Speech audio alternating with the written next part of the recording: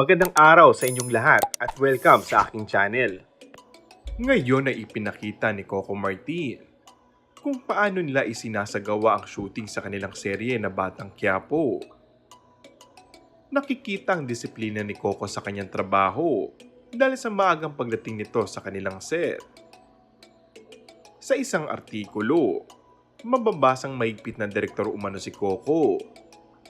Laging ang pinapaalala ng aktor at producer ang disiplina at respeto sa oras ng bawat isa sa serye.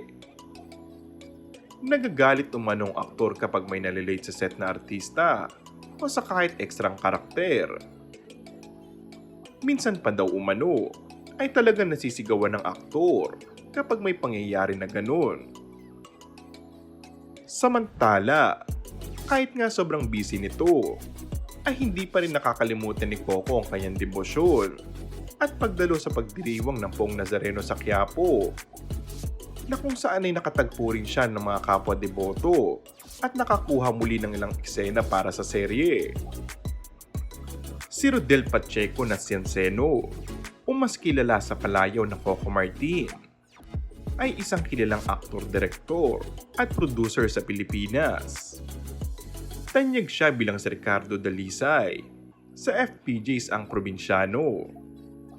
Pagkatapos na nakaraang serye, muli niya pinutunayan ang kanyang galing sa sining ng pag-arte bilang si Batang Quiapo.